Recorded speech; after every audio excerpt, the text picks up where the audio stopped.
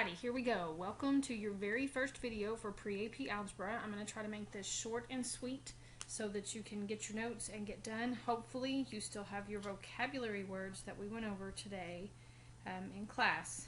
If not, pause this for just a second and go get them out so that you'll have them. So, first thing we're going to do is write an algebraic expression. So we're giving a verbal expression. We're going to write an algebra one.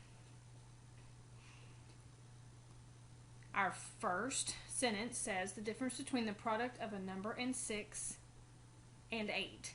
That comma means that that's what we're taking a difference between the stuff before the comma and the stuff after the comma. You should know that difference means subtraction, so we're going to be subtracting.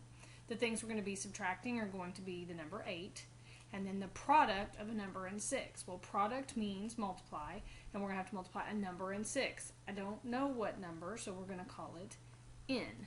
So there is that expression for that sentence. I have the product of a number and 6, 6n minus 8. That gives me the difference.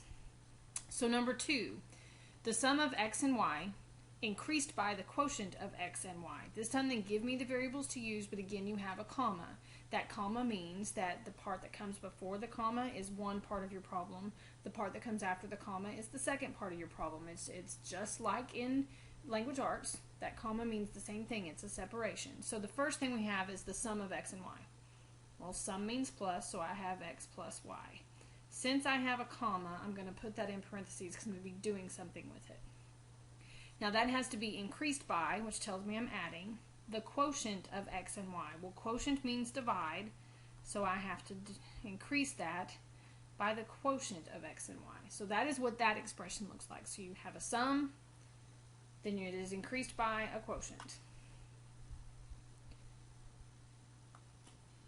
Okay, next one. This time we are given an expression and you are asked to match that algebraic expression to the verbal expression. It's the same kind of thing, only you're not writing it. You're just going to match. So I have x to the third power over 5. It looks like a fraction. Well, since it looks like a fraction, it means it's probably going to be division. So look at my answer choices. None of them say division, but 2 of them do say the quotient. So I know that it's going to be one of those 2 and not one of the others. It's not going to be a product because that is not multiplied. X to the third power, another way to say that is to say x cubed. So what I have, I'm looking for the answer choice that says the quotient of x cubed and 5, which is going to be B. If it were A, then it would be a little 2 instead of a 3 there.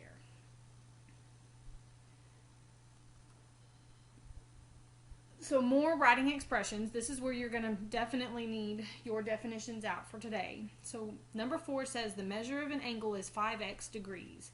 What is the measure of that angle's complement? Hopefully you remember complement means 90 degrees, so I have 2 angles.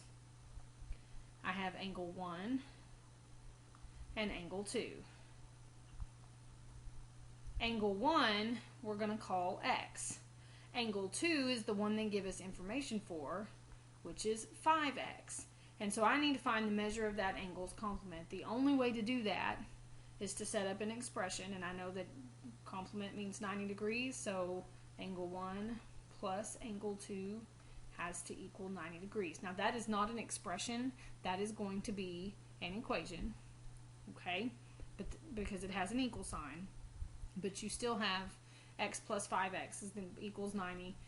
You should be able to solve for x and find out what the complement is.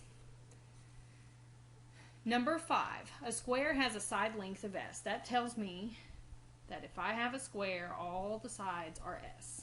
I want to know its perimeter. To find perimeter, I just add up all the sides, and hopefully you remember that squares have all the same sides. Every side is the same. And how many sides are there? There are 1, 2, 3, 4, and they are all s. So 4 times the length of one side will give me the perimeter. You could also add them up. But if you look at those 2 expressions, this first one is definitely simpler than the second one. I would go with the first one. Easier to use. Number 6, this is an important one because perimeter questions show up a lot, just like number 5. You see rectangle perimeter questions a lot. So the length of a rectangle is 6 units greater than its width. Write an expression for the length of the rectangle. Well, you have a rectangle. draw a picture. And I know that it has a length and it has a width. We're going to call this the width. And we know that the length is 6 units greater than the width. That means that it is the width plus 6. So to write an expression for the length, that's this part right here. So the length is the width plus 6. And that's all they're asking for. But it's reading the problem and making sure you understand what it is asking for. So number 7, let's get to some more real life kind of problems you'll deal with more often. So Chris wants to buy his girlfriend a charm bracelet for her birthday. The cost of the bracelet is $85 plus $15.25 for each charm. Write an expression to find the cost of the bracelet if Chris purchases C charms. Well, what we know that the bracelet is $85, period. Just the bracelet's $85. We also know that added to that is $15.25 for every charm he buys, and we don't know how many there are, so we're just going to call it C. So there is your expression. But this is a real life kind of problem. These are the ones you're going to be running across the most. This is why we need to know how to do this, so we can make sure we can write expressions for these real world kind of problems. We're not going to do anything beyond that. We're good. There's our expression. So number 8, write an expression that best represents the amount of money in a bag of quarters, where Q is the number of quarters. All it tells us is Q is the number of quarters. What do you know about quarters? Hopefully you know that every quarter is worth 25 cents. And if I want to know how much money is in a bag of quarters, no matter how many quarters there are, I just take the number of quarters times 25 cents. And so my expression is 0.25Q. Anytime you're dealing with coins or money and you're asked for the value, you have to value your variable. So Q is the number of quarters. The value of a quarter is 25 cents. You have to make sure you value that. Those money problems will show up a lot too. So you always make sure you want to value your variable. Number 9. Shani earns $545.25 less than 2.5 times her brother's monthly salary. Write an expression for Shani's salary in terms of her brother's monthly salary. Well, we're going to say that B is the brother. And where it says in terms of, that means that in our expression, the letter B to represent brother has to be present. So what we do know is that she makes this much less than he does. So we're going to, because this says less than, it means that this is less than that. So I've got to take this away from it. So I know that I have to do minus her salary. It comes first in the words, but because it says less than, it's going to come second in the expression. Because less than means I'm taking that part away. It's less than 2.5 times her brother. That means that I have to take her brother 2.5 times. So there is your expression for her money in terms of his. That just, the in terms of means that that B for brother has to be in the expression. It's got to be included because it's in terms of B. So you want to make sure B is in the expression. There's the expression for her monthly salary in terms of his. So now we're going to evaluate, which we talked about this. It just means you have an expression and we're going to solve. So everything we've done up to now, we've just written it down and been done. Now we're actually going to solve. And so they tell you what A, B, and C equal. A is 3/4, B is 2.4, and C is 6. So first thing we're going to do is plug in what we know. I have BC minus 4A. Well, I know that B is 2.4. I know that C is 6. And I know that A is 3/4. So we're going to do a little simplification really quick. Right here, this 4 times 3/4, these two 4s cancel each other out. So what I really have is 2.4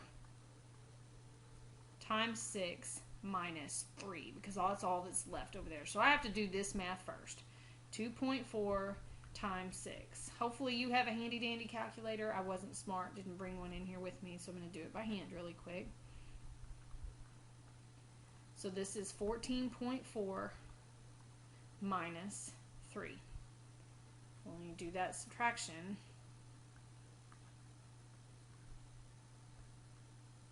and you get 11.5. Now, if you used a handy dandy calculator, you got to that faster than I did. But that's all evaluate means. It means solve. So let's do number 12.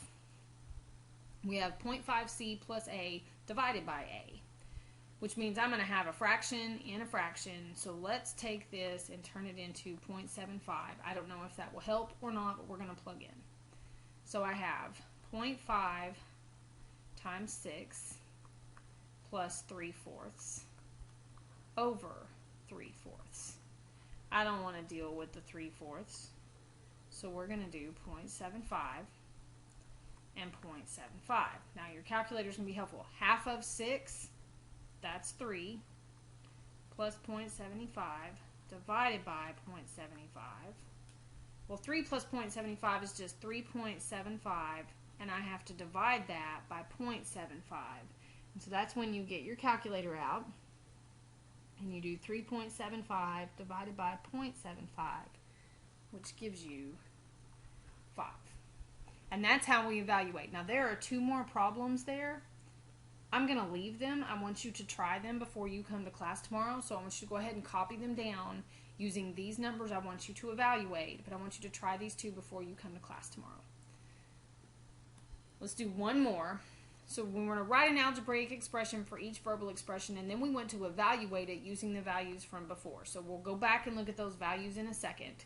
But let's write an expression first. So, number 10, the quantity of c squared decreased by b less than 10.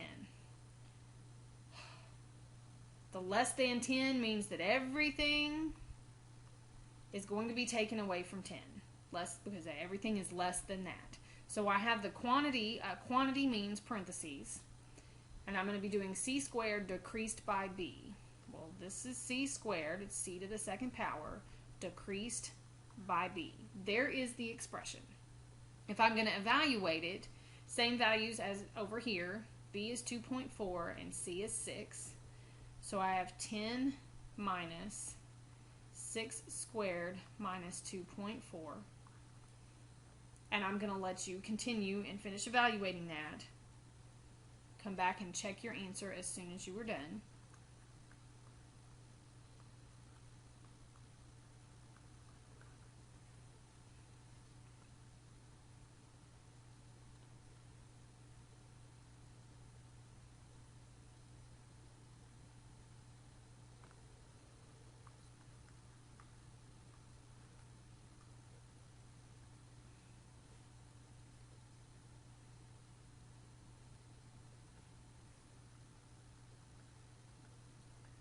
And you should see that you get a negative number. It's possible, it's going to happen, negative numbers exist, and we're not going to be afraid of them. So just like I wanted you to try these 2, I want you to do the same thing. I'd like you to try number 11. I want you to write the expression, and then I want you to evaluate it. Read the expression carefully before you do. And then tomorrow, first thing we will do is go over those 3 questions together, answer anything that you have, and then you will start your homework. I hope that your first video went well. I tried not to talk too fast, but if I did, please let me know. I'll slow down tomorrow, and I will see you all tomorrow. Have a good day.